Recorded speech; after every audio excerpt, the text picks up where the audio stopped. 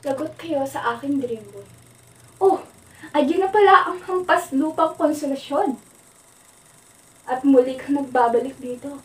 Ang lakas naman ng iyong loob at ang kapal ng iyong mukha para magpakita sa akin. Matapos ng iyong ginawa kahapon,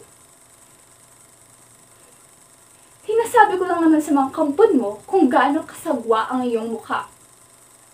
Na hindi ka karapat-dapat na mapabilang sa amin dahil ikaw ay isang Indio.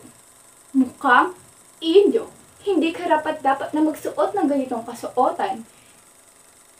Kahit nga maglagay ka ng kolorete sa iyong mukha, ay hindi matutumbasan ang aking kagandahan.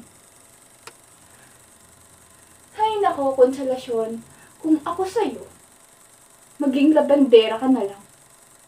Dahil hindi ka karapat-dapat dito. Ikaw ay mababang klaseng Kastila. Ano? Ako? Paglalabahin mo?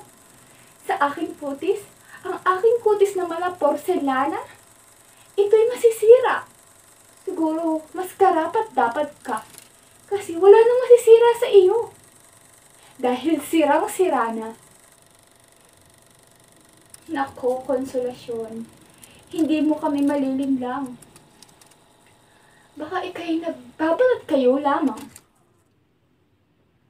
Ako ba'y tama? Ika'y nagbabalat kayo lamang?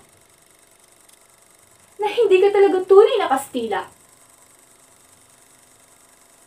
Dahil ang tunay na Kastila ay merong kutis porselana, magandang hubog ng mukha, at may magandang kasuotan. Subalit, kahit anong suot namin sa iyo ng magandang kasuotan, ay nagmumukha ka pa rin Indio. Hindi mo ako masisisi kung bakit ako ang nagustuhan ni Tiburcio.